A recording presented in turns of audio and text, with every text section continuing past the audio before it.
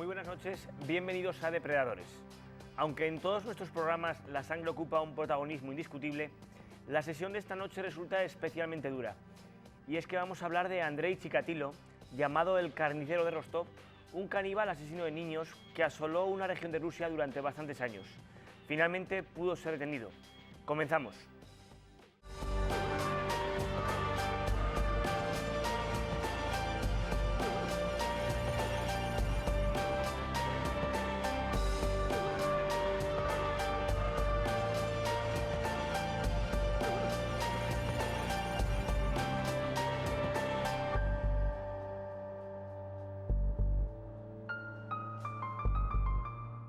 Andrei Chikatilo, 50 víctimas mortales. Buenas noches, César. Buenas noches, David.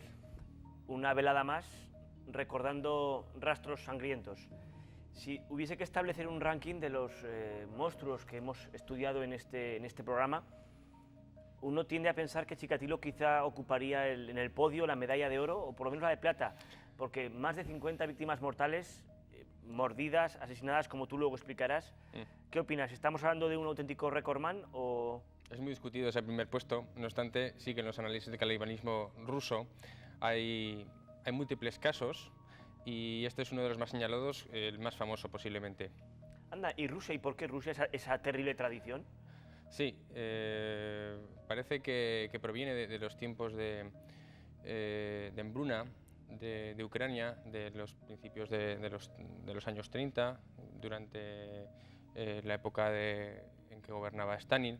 Sí, realmente había verdaderos aprietos económicos y la gente pasaba hambre, y desde luego no eran casos aislados las familias que tenían que sobrevivir comiéndose al vecino. Y no solamente en Rusia, también en otros territorios pues, deficitarios, como puede ser el caso de los cantoneses en China, ¿no?, que tienen fama de comérselo todo, y también pues, estaba relacionado con penurias económicas. De todos modos, esa es una visión demasiado amable del comportamiento de Chikatilo. Bueno, César evidentemente no está hablando del caso de Chikatilo, porque comer por sobrevivir, aunque nos resulte en nuestra sociedad algo terriblemente dramático, tendría cierto sentido. Pero Andrei Chikatilo comía, mataba, pero no era precisamente por sobrevivir. Cuéntanos, ¿quién era este hombre? Bueno, nos encontramos con una persona que, pues como otros asesinos, tenía dos caras, ¿no? Por una parte, era un miembro respetable del Partido Comunista, padre de dos niños, esposo pues, decente, una imagen impecable, social. Tenía, por otra parte, era muy cumplidor en su trabajo y en todos sus menesteres. Eso era de puertas afuera, ¿no? Era una persona pues muy disciplinada, muy austera, que seguía las normas ortodoxamente. Por eso las víctimas se fiaban de él. Ahora estamos viendo imágenes de la película que recrea su vida y vemos efectivamente cómo iba con su gabardina, con su maletín, y llevaba pues, a niños o niñas a descampados donde podía llevar a cabo sus instintos. Perdona, César, te he interrumpido. Sí, parece ser que cuando este hombre empezó a matar, empezó a asesinar generalmente a niños y a mujeres, pues ya tenía una vida muy hecha a partir de los 42 años. O sea, se sale un poquito del perfil, ¿no?, de asesino en serie, que suele ser un hombre más joven, ¿no?, y quizás con otros antecedentes delictivos. Ya tenía la vida muy hecha y tenía un puesto social, o sea, no era el típico antisocial, porque sí que tenía unos roles correctamente conseguidos, aprendidos y atribuidos en la sociedad, que de hecho yo creo que le sirvieron de confusión luego en las investigaciones que le descartaban, ¿no? Precisamente por esos antecedentes descartaban su caso como el presunto homicida de semejante reguero de cadáveres y de descuartizamientos y de atrocidades que se iban encontrando por los bosques de los alrededores de Rostov. Que fue un poco la región donde él trabajó, donde él vivía y donde él cometió sus atrocidades. Por algo recibió el apodo del carnicero de Rostov. Vamos a ver ahora la ficha donde se resumen un poco sus terribles comportamientos. Nombre: Andrei Romanovich Chikatilo. Apodo: el carnicero de Rostov. Fecha de nacimiento: Ucrania, 16 de octubre de 1936. Fecha de ejecución: Moscú, 16 de febrero de 1994. Número de asesinatos: 53. Lugar de los crímenes, zonas boscosas del área de Rostov. Perfil criminal, asesino, sádico, caníbal y pederasta.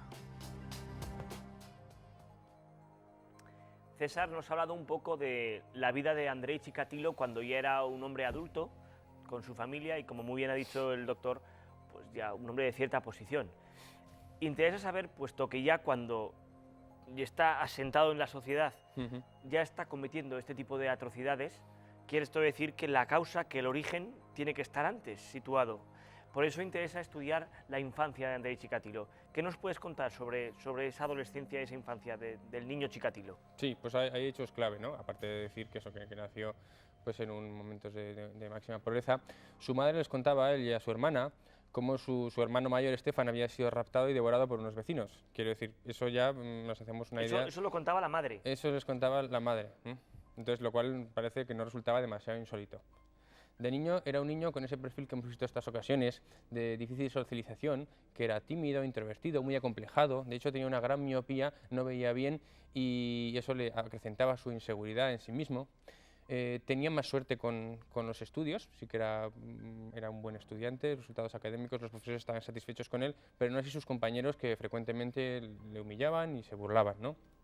Al llegar a la adolescencia, con los impulsos sexuales, pues claro, esa timidez se acrecentó al enfrentarse a lo que es una relación heterosexual, ¿no? Sus primeras experiencias con mujeres resultaron bastante frustrantes y lo debió pasar muy mal. Debió tener problemas ya desde un principio, ¿no? de trastornos sexuales del tipo de impotencia o eyaculación precoz.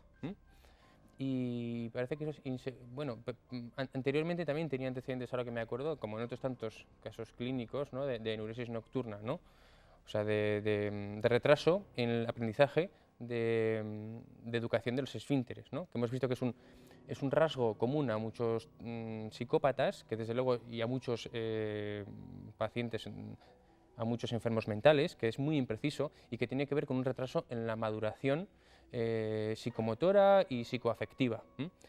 Y eso les provocaba a lo mejor ciertos traumas, porque claro, son cosas como a esconder. Sí. O sea, ciertos complejos. Sí, ¿no? era un hombre muy vergonzoso y esa vergüenza en general con todas las personas y en particular con las mujeres, ¿no? Es que claro, aquí hablamos de una persona tímida, introvertida. Si atendemos a las fotos que, por ejemplo, tenemos en el plasma, casi da auténtico miedo. Sobre todo la fotografía que antes hemos visto también, fue tomada ya cuando, pues, con el pelo rapado, etcétera, de la prisión, y realmente da miedo, pero la figura que hay que ver de Chikatilo, la del hombre, la del ciudadano soviético que vivía en sociedad, era una cosa mucho más, ¿verdad?, mediocre, gris. Sí, y la imagen que daba su mujer, según palabras suyas que he leído por ahí, era del típico marido sumiso y asexuado. De hecho, no la tenía a su mujer, la tenía satisfecha en casi todo, menos en la cama. Y sus alumnos, la imagen que daba a los alumnos, tampoco era de un profesor autoritario. Es más, incluso temía a sus alumnos. Tenía a sus alumnos porque ellos se metían con él. O sea, vemos que era una persona muy poco asertiva, con mucha inseguridad, con las relaciones normales, tanto dentro de casa como fuera de casa. Pero vamos, la apariencia era de que se metían con él, de que era una víctima, de que se metían con él y que él no era capaz ni siquiera de defenderse. Y entonces, mientras tanto, iba creciendo en él posiblemente una gran frustración y una gran paranoia, ¿no? Y un gran sentimiento hacia las personas. De todos modos, qué paradójico resulta para un profano en psiquiatría, como puedo ser yo, el contrastar la violencia de sus crímenes con ese talante tan gris, tan pusilánime en la vida real, ¿no? Realmente eso demuestra que uno puede tener dos caras. Sí, pero esas dos caras, pues tenemos que ver el desequilibrio que había. Quiero decir, una cara lleva a la otra. O sea, una persona que tiene tal descoordinación entre sus impulsos sexuales y su afectividad, que no sabe sacarlas, ¿no? Y entonces, pues que las contiene a duras penas en base, pues eso, a un dogmatismo extremo y un intentar contentar a los demás, un aferrarse a eso, a ese fanatismo en seguir las reglas del comunismo. Está intentando contener una serie de insatisfacciones, de impulsos que no ha sabido en su educación dar salida. Entonces, por dentro había una persona pues, con mucho malestar, mucha frustración, mucho resentimiento, muchos impulsos, pero que no sabía, no había aprendido a sacarlos, ¿no? ¿te lo imaginas maltratando animales? Esta es una pregunta con trampa porque no hay documentación al respecto. De ese episodio, esa faceta de la infancia, ¿tú crees que encajaría en el perfil? No es de extrañar, no es de extrañar. Parece que el problema lo tenía con las personas y eso, en las relaciones adultas. Pero desde luego tenía ese goce sádico y ese controlar la relación y que desde luego se puede conseguir con niños y con animales. Vamos a pasar ahora a ver el vídeo con nuestro recorrido habitual del asesino de turno. Andrei Chikatilo. Andrei Romanovich Chikatilo nació en Ucrania el 16 de octubre de 1936 en una pequeña aldea. Era un individuo sumiso y asexual por culpa de una seria impotencia que sufría.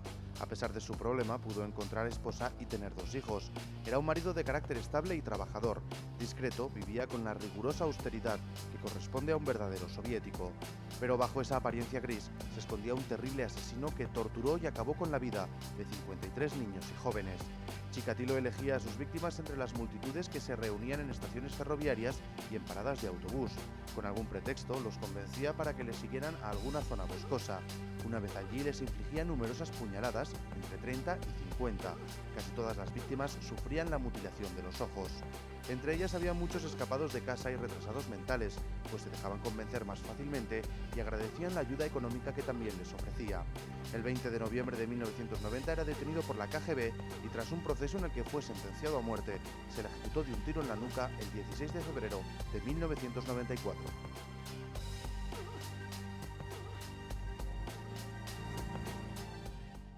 Cuando estudiamos el caso de Puerto Urraco, no cabía hablar de un comportamiento sistemático del asesino o de los asesinos en el caso de los hermanos Izquierdo.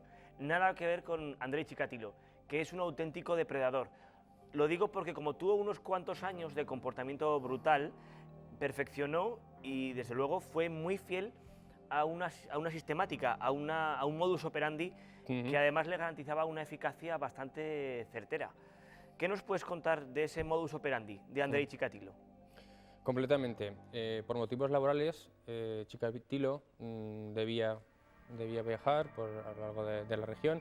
Entonces, pues lo que hacía era visitar en busca de presas, pues sobre todo las estaciones de autobús y de ferrocarril. En esto está justo apareciendo ahora en pantalla. Sí. Chikatilo sentándose en unos bancos de esas estaciones rusas, donde en aquellos tiempos, como ahora en Moscú, por cierto, Sí. Hay un montón de gente que no tiene dónde ir. Eso. Perdona. Donde ojeaba ahí a la presa más desvalida, a la niña más desorientada, a la que le podía apetecer.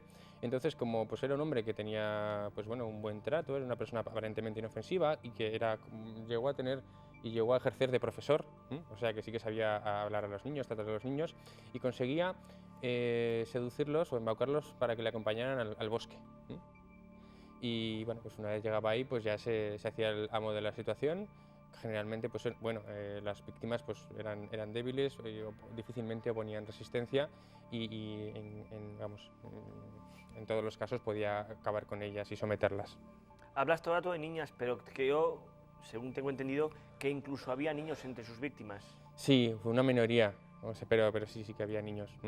¿Y eso Sí. qué explicación tiene? Quiero decir, comportamientos homosexuales también. Claro, es que el pederasta, estamos hablando de un caso de pederastia, ¿no? Y los pederastas ya no está definido, el interés sexual Claro. infantiloide es prepuberal, entonces pues ahí ya el sexo masculino o femenino, pues bueno... Se confunde. Sí. Claro, es verdad que el físico de sus víctimas, en realidad, claro, a esas edades tampoco está muy definido. Ujú. Es cierto. Ahora quiero entrar en el apartado personal. Sí, ¿Ustedes se imaginan a Andrei Chikatilo, puesto que tenía mujer e hijas, salía en uno de los viajes de trabajo que César nos ha comentado, cometía su crimen, volvía a casa y es que realmente nos lo imaginamos dejando el abrigo en el perchero, dando un par de besos a la mujer y a las niñas? ¿Qué pensaba Andrei Chikatilo? ¿Cómo es posible, casi con las manos manchadas de sangre, acariciar a sus hijas y decirles buenas noches? ¿Qué pasa por la mente de un criminal así? ¿Es posible tanta frialdad? pues hoy en día ese mismo padre de familia llegaría a su casa, se conectaría a internet y empezaría a visitar páginas de pornografía y de pederastia. Quiero decir, no es tan distante, ¿no? Bueno, sí, dentro de la psicopatología, ¿no? Entonces era un hombre que seguro que acarreaba un grave conflicto de identidad, un grave conflicto de relaciones, o sea, que él lo pasaba mal, que en ningún caso eso justifica, ¿no?, cómo resolvía su conflicto, ¿no? Pero vamos, era un hombre que tenía una gran disociación de personalidad. Por una parte, esa imagen que él quería de los demás y posiblemente a sí mismo, de buena persona, de cumplidor, de miembro respetable de la comunidad, de buen marido, pues, para nada era agresivo con sus hijos, era un padre bastante permisivo, que nunca les gritaba. Esa era la imagen que posiblemente no solamente vendía a los demás, sino que se quería vender a él mismo, ¿no? Hasta que de pronto esos mecanismos fracasaron y surgió de su interior, dado una serie de circunstancias y precipitantes, un impulso sexual y agresivo que, bueno, se puede decir que, pues como en otros casos, ¿no?, le creó una adicción, ¿no?, le creó un enganche, y una cosa es empezar, ¿no?, y otra cosa es dejarlo, ¿no? Por aclarar un poco la cuestión, como has hecho una comparación con la pornografía y para evitar susceptibilidades, la comparación es sobre el hecho de tener como ser capaz de mantener esa doble vida, ¿no? De ser el aparente perfecto padre de familia y luego visitar pornografía. La comparación ha ido por ahí y no, por supuesto, no en cuanto al acto de Chikatilo de asesinato con la pornografía, que son temas... Quiero decir, pues que hay conductas disociadas, trastornos de conducta disociados, no solamente en este caso, sino que por supuesto es mucho más aberrante porque el perjuicio para la sociedad es mucho mayor. Por eso. Pero sí, sino de personas que pueden ser, tienen otros trastornos de conducta, del tipo ludopatía, del tipo algún tipo de trastornos adicción. sexuales, de adicciones, de trastornos sexuales de diverso tipo, desde luego mucho menos graves que este caso y que no comprometen la vida del partener, y que perfectamente pueden ser llevados aparentemente por esa persona pues por mecanismos de disociación de la personalidad, que a veces es una cosa consciente, quiere decir, es la persona lo controla conscientemente, como puede ser en el caso de otros asesinos, ¿no?, más psicopáticos, y otras veces es más inconsciente, incluso llegando al extremo de la doble personalidad, en el que el paciente hay una parte suya que no asume la otra parte, ¿no?, y que entonces digamos como que hay un clic de una persona en el que, bueno, hasta tal punto reniega de sus recuerdos, reniega de sus actos, reniega de sus sentimientos y realmente en un caso prácticamente es una persona y en otro caso es otra persona, ¿no? Este no es el caso, pero quiero decir hasta qué punto puede llegar a disociarse una personalidad, ¿no?, como forma de dar un poquito, encontrar un equilibrio entre los impulsos y lo que es el deber, ¿no?, y las obligaciones, ¿no?, entre lo que es lo que quiero que sea, lo que debo ser y la cara que quiero tener, ¿no?, y lo otro, luego las necesidades interiores, impulsos que bueno, pues no he aprendido a manejar de otra manera. Luego entraremos en valorar el caso concreto de Chikatilo. Es tentador preguntárselo ya, puesto que ha sacado el tema de las dobles personalidades, pero no vamos todavía a estudiar el por qué se comportaba así Chikatilo. Dejémoslo para más adelante dentro del programa. Es ahora más oportuno quizá hablar de las víctimas, del perfil de esas niñas y niños. ¿Por qué los buscaba? ¿Qué tenían de especial? Hombre, pues es el perfil, el objeto sexual del pederasta, ¿no? Una niña o unos niños, de hecho, estuvo trabajando de maestro, como en otros tantos casos de pederastas, buscaba un oficio en el que le pudiera tener cerca a niños. Ya había tenido abusos, que yo sepa, 2 expedientes le habían abierto, incluso le habían expulsado de un colegio por abusos infantiles o por conductas indecentes, se masturbaba delante de los niños, y entonces sí que, lógicamente, eso sí que lo había desarrollado ya previamente a los asesinatos, ¿no? O sea, ya había un objeto sexual pederasta. Luego, en las relaciones heterosexuales con su mujer, presenta unos graves trastornos funcionales, ya digo, del tipo de impotencia, del tipo de eyaculación precoz, que no le impidieron tener 2 hijas, pero claro, con mucho problema, ¿no? Y sí. Esto ha salido por eso, por el tema de las víctimas, que estabas justificando un poco el perfil de víctima del pederasta, que eran niños y niñas. Sí, y que por supuesto, lo que hablamos, personas que no le intimidasen, o sea, las personas normales les intimidaban y le avergonzaban. Entonces, coger un niño o coger un animal, pues podía ser un poco la salida, ¿no? Es fácil abusar de... Claro. Sí, es fácil, y también hay que tener en cuenta que es una conducta ya de una sexualidad inmadura. Estamos hablando que le gusten las niñas y le intimiden las mujeres, ¿no? Estamos hablando, pues eso, de que su sexualidad no se desarrolló completamente, se quedó fijado en en niños, en seres prepúberes. Sí, que además era una sexualidad que se excitaba con la violencia. Sí, es uno de los componentes de la sexualidad inmadura normal o primitiva, ¿no? Que va muy unida al sadismo. Y esas niñas y niños, me has comentado, lógicamente, por su físico, que eran Diana de Chikatilo, y por su estilo de vida, ¿qué vida llevaban esos niños y esas niñas? ¿Quiénes eran? Hombre, pues lógicamente cogía niños desasistidos, vagabundos, pues eso, yo imagino que hacía un sondeo de niños perdidos, de niños pobres. Alguna vez había intentado ligar con alguna chica, con tan mala suerte que había sido una frustración y que lo que había conseguido todavía más es desatar su ira, ¿no? Al no conseguirla llegar al coito y sentirse humillado y sentirse denostado, infravalorizado por su pareja, pues entonces la que había acabado matando, ¿no? Pero en general pasaba a buscar eso, niños perdidos o niños solitarios, niños Cuya desorientados. desaparición no levantase sospechas. Claro. Esto seguro que os suena, porque ya lo hacía Gacy y otros muchos asesinos. Una cierta labor de inspección. Son calculadores, miran el panorama, Claro. buscan entre toda la gente aquellos que resultan idóneos para su cometido. Eligen la víctima y ya no hay marcha atrás, salvo que una casualidad salve la vida de esa víctima que sin saberlo ha sido ya elegida para el sacrificio. Así se comportaba Chikatilo. Supongo que había mucha mercancía, en el peor de los sentidos, en las estaciones rusas de aquella época. Antes de continuar con este siniestro tema, vamos a hacer una breve pausa para publicidad. No nos abandonéis, que queda todavía mucho que comentar.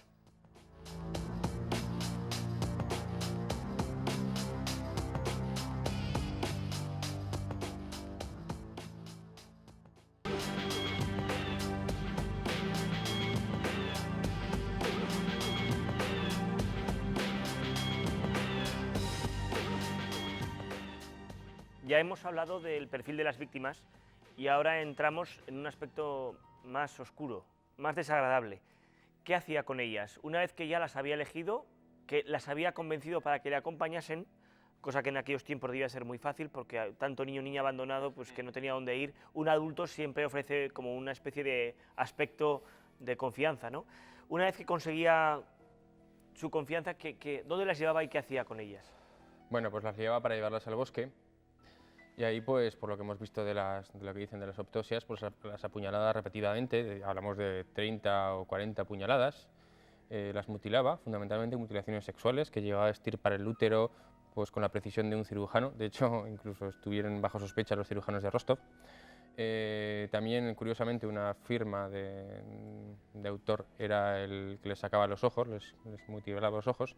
En ocasiones o generalmente se comía o bien los genitales, o bien los pezones, o partes de la anatomía generalmente sexual de la víctima, les violaba e incluso alguna vez ha dejado, parece una cosa que es aparentemente pues es un detalle un tanto estúpido, pero que nos hace pensar en la mentalidad, ¿no? Nos hace pensar en el modus psicopatológico que era dejar el semen con una ramita, dejar su semen en el cadáver, ¿no? O sea, muchas veces no conseguía ni la penetración o no penetraba con su órgano viril, pero sin embargo sí que dejaba rastros de su semen, y yo creo que es un esfuerzo compensatorio de la vergüenza que tenía por su impotencia. Pero claro, es una estupidez porque lógicamente se puede analizar el código genético como así fue, y se puede analizar los antígenos y el RH y luego pues eso puede servir de prueba de la acusación. Sí, es un comportamiento que casi se tacharía de poco profesional, ¿no? Sí. Es decir, casi es dejar la firma. Eso. Sí, sí. Una cosa Ahí le incomprensible. puede lo psicopatológico, ¿no? Porque es una persona que decía que la naturaleza le había castigado, ¿no? Le había castigado con su impotencia, ¿no? Que le había hecho ya impotente de nacimiento, ¿no? Y se sentía pues un ser incompleto y entonces pues bueno, un fracasado. Una impotencia que conseguía superar con la violencia, con el sadismo, con la tortura.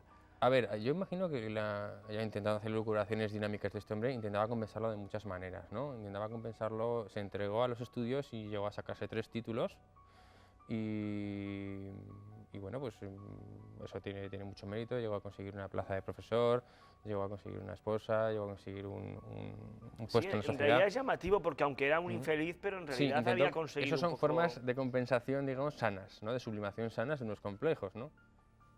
O sea, Sí. eso desde el punto de vista, eso sí que lo podemos entender, ¿no? Personas que, pues bueno, pues que no tienen suerte o tienen hándicap o tienen taras, ya sea físicas o psicológicas, y que luego, pues lógicamente, intentan que su personalidad crezca en otros ámbitos que sea valorada.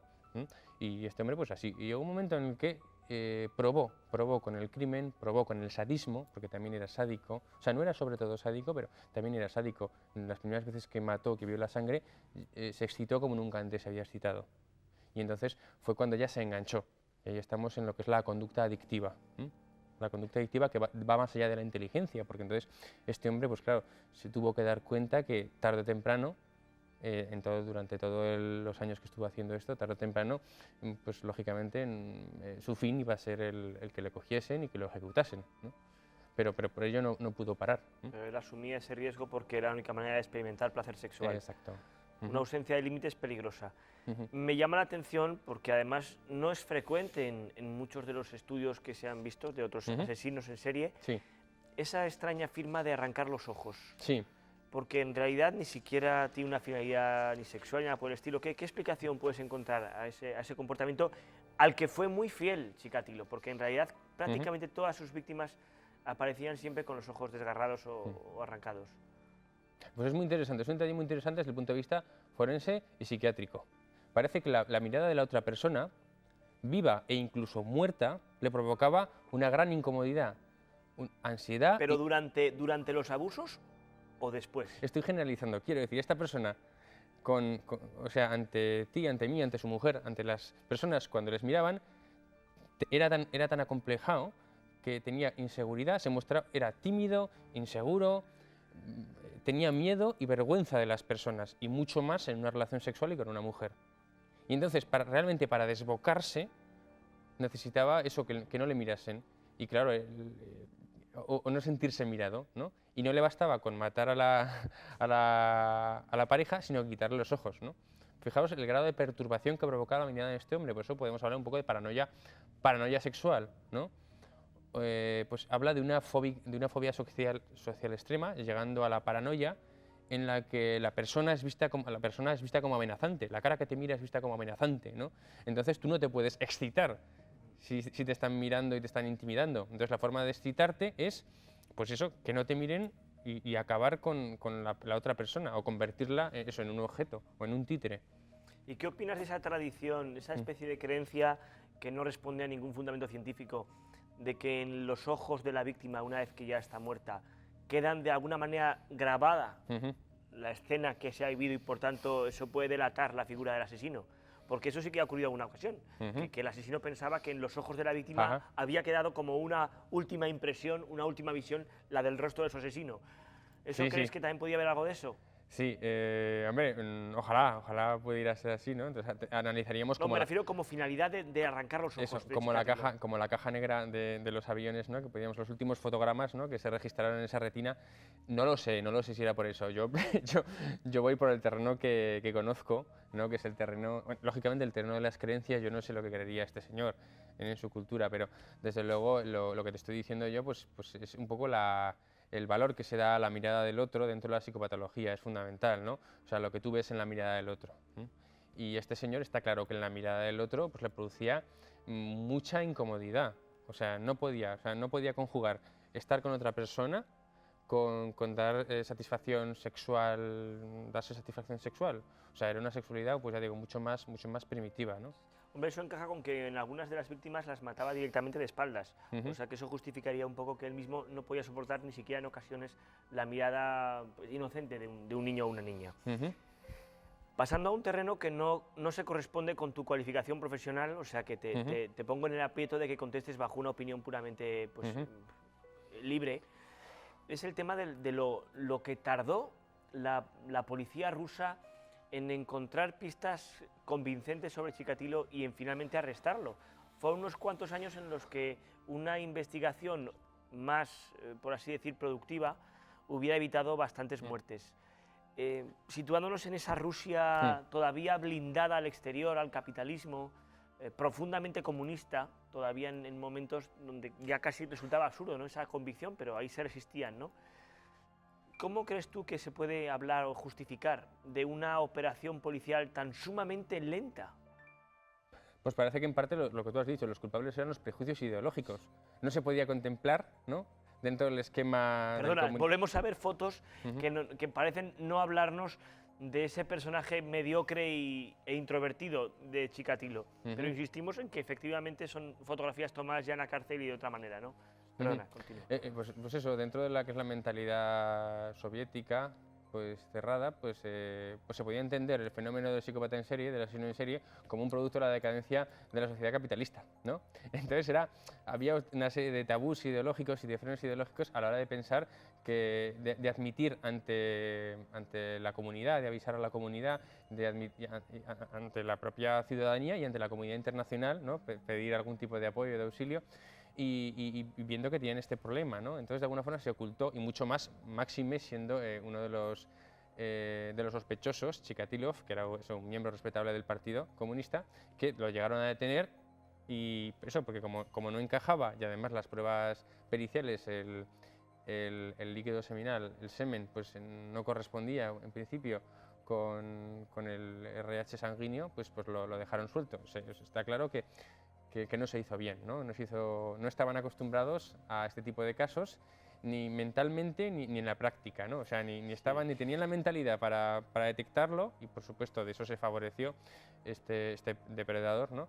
Ni tenían los medios tampoco, ¿no? No estaban tan entrenados a lo mejor como el FBI para detectar y capturar estos casos. Eso me recuerda a una escena de la película que recreó la historia de Andrei Chikatilo, donde efectivamente un comisario político ruso dice: un asesino en serie en Rusia, imposible, eso es un defecto del capitalismo. Hubo muchos problemas que ralentizaron como una rémora pues, cualquier tipo de investigación honesta. De hecho, el investigador forense encargado de la investigación pidió ayuda y pidió pues, desde medios hasta comunicación, como ha dicho César, con un centro de investigación federal americano, y recibió negativas por todos lados por el terrible pues, sacrilegio que suponía pedir ayuda al enemigo capitalista. Eso pues supongo que arrastra el precio de muchas vidas que se podrían haber evitado. Y ahora, por cerrar un poco la trayectoria de Chikatilo, ya que hemos hablado de los años en los que estuvo matando, ¿cómo acabó? ¿Cómo se le pudo atrapar? Pues bueno, la verdad es que el despliegue policial fue bastante grande. Solo al final, recuerdo, porque sí, hasta que se consiguieron muchos medios, eso fue solo la última etapa, ¿verdad? Sí, y al final parece que lo interceptaron y le tomaron los datos algo de rutina, ¿verdad? Exacto, rutinariamente le tomaron los datos en los alrededores de un bosque donde días más tarde se encontraron los restos de otra víctima, ¿no? Y entonces, pues bueno, parece que en el informe, en la parte que había dado el policía, pues sí que aparecía que este hombre, Chikatilov, pues tenía restos de sangre y que tenía una herida, y entonces ya les hizo atar cabos, sobre todo cuando ya tenían antecedentes este señor y ya había sido sospechoso anteriormente. Entonces ya lo cogieron, creo que fue en el 90, y tras pocos días de interrogatorio por parte de la KGB, pues acabó confesando 53 asesinatos. 53 asesinatos, se dice pronto. No todos habían sido descubiertos, incluso luego él ayudó a localizarlos. Insisto en que se dice pronto, 53 asesinatos, más de medio centenar de víctimas inocentes, niños, niñas, masacradas por este individuo en apariencia anodino. Sí. ¿Y el proceso? Una vez que allí se le detiene, ¿qué nos puedes contar del proceso? Hombre, pues llegó un momento pues, en el que bueno, pasó de la fase de negarlo todo a la fase de contarlo todo, incluso llegar a intentar tener ventajas o privilegios, pues por ser un raro espécimen, por ser un asesino realmente fuera de lo común, por haber sido el mayor asesino en serie. Vemos ahora imágenes donde el psiquiatra, muy conocido como actor, en la recreación de la película, le interroga, porque costó mucho de todos modos, porque lo que César nos está diciendo ahora de que él intentó ampararse un poco como persona extraña para su estudio, al principio se negaba a reconocer los hechos. Fue tras una especie de interrogatorio psiquiátrico cuando consiguieron que soltase todo. Sí. Bueno, soltó todo y bueno, y también usó pues sus antecedentes psiquiátricos, un poco, pues, imagino yo que para suavizar y para ablandar al juez, diciendo que él había sido una persona pues muy frustrada, con mucho problema psicológico, lo cual posiblemente fuera así, no se puede negar, que había solicitado atención psiquiátrica en alguna ocasión, por insomnio, por problemas emocionales, por trastornos sexuales, y que no había sido ayudado debidamente, ¿no?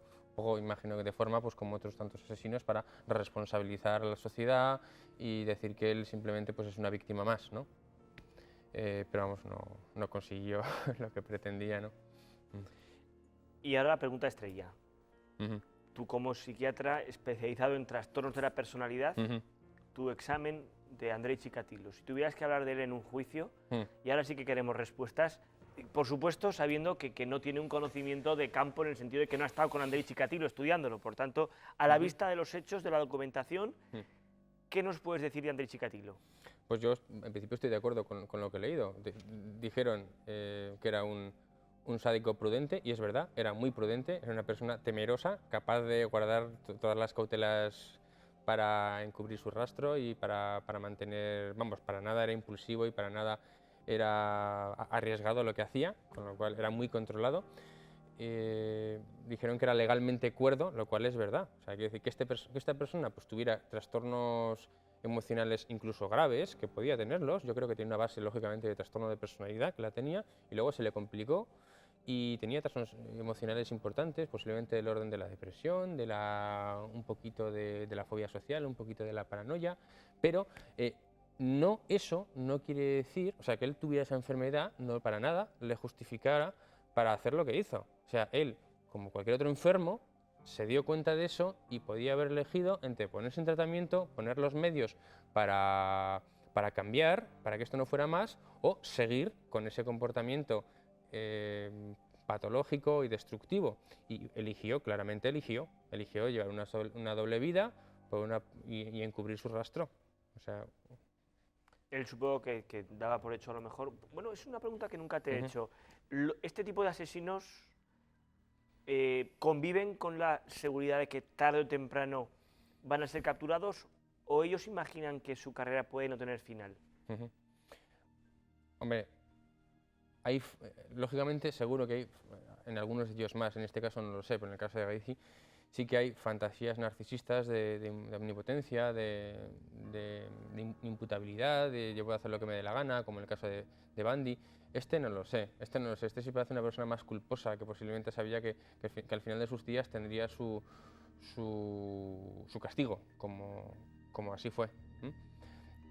O sea, conscientemente y razonablemente, y este era un hombre que pensaba razonablemente, él sabía, lógicamente, que tarde o temprano le van a coger, pero es que también lo sabe, la mayoría de los delincuentes también lo saben y sin embargo siguen haciéndolo. ¿Y no cabría una reacción por su parte más honesta de decir, me entrego ya porque me conozco y sé que no voy a poder dejar de matar? Eso Sí. nosotros entenderíamos como la reacción de una persona que todavía tiene un atisbo de valores, de conciencia. Sí, pero para eso hace falta saber pedir ayuda. Este era un hombre que no confiaba en los demás para pedir ayuda. Pues este hombre veía a la otra persona, le daba miedo el otro, y no veía a un amigo sino a un enemigo. Entonces, pues posiblemente, y lo que digo es el drama también de este sujeto, pues que posiblemente en su vida pues no había tenido mucha suerte con sus relaciones interpersonales y no había desarrollado esos lazos de intimidad, de altruismo, de confianza entre las personas suficientes como para poder confiarle a alguien este secreto. Él posiblemente no sentía que nadie le pudiese comprender y que nadie le pudiese ayudar. Sí, Con lo cual él mismo se condenaba a seguir claro, en esa espiral de lo muerte. sentía, pero eso no quiere decir que razonablemente él lo sabía y podía haber cambiado. O sea, podía haber cambiado. Y sí que tenía, pues bueno, la capacidad de comprender lo que hacía, los resultados de lo que hacía, la capacidad de autocontrolarse y la capacidad de decidir. Luego era un psicópata. Con lo cual, hablamos de psicópata. O sociópata, ¿no? También. Hablamos de un trastorno de personalidad, no sé de qué tipo, a lo mejor en este caso no sería el típico psicópata, o sea, porque ves que no tenía esa ausencia de remordimientos, yo no lo sé si los tenía, pero sí que había posiblemente más sufrimiento, ya no había esas relaciones así sociales tan... ya no era un tío tan... A lo Gacy, ¿no? Que estaba Eso. ahí como líder de la Ni a comunidad. lo Bendy, con tanto carisma, etcétera, etcétera. Estaba un poco desgraciado que se reían todos de él, ¿no? Entonces, era más un poquito como Dahmer, bueno, pero tampoco llegando al extremo de Dahmer, que ese sí que era un caso de claramente ya emparentado con el autismo, ¿no? De dificultad de las relaciones sociales grave, ya casi psicóticas, ¿no? Pero sí que era una cosa mixta, que desde luego había una personalidad precaria, una personalidad que no funcionaba bien, y sobre todo no funcionaba bien en las relaciones con los demás, y que llegó un momento, pues bueno, además tardíamente, empezó a desarrollar una serie de conductas adictivas, homicidas. Bueno, pues hasta aquí hemos llegado. Ahora hay que preguntarse qué fue de él, cuál fue su final, porque hemos avanzado hasta el momento en el que ya es, digamos, procesado, se le condenó a muerte y de hecho no pasó mucho tiempo en la cárcel, sino que los propios agentes policiales de la prisión lo ejecutaron, creo recordar, con un tiro en la nuca. Sí. Y ese fue el final de Andrei Chikatilo. Fue una ejecución bastante sumaria, que no es como la tradición del corredor de la muerte en Estados Unidos, donde alguien condenado a muerte puede pasar muchos años. Allí no, fue la cosa... Además supongo que había un interés en que eso acabase cuanto antes y cerrar el tema, ¿verdad? Sí, no, y además, bueno, pues posiblemente el riesgo de reincidencia de Chikatilo pues sería alto, ¿no? Y claro, en este caso pues cortaron por lo sano. Un día hablaremos del papel de las cárceles y de su dudosa capacidad de reinsertar a la gente, porque efectivamente para estos enfermos un ingreso en la cárcel no soluciona nada, porque eso no soluciona su problema, ¿verdad?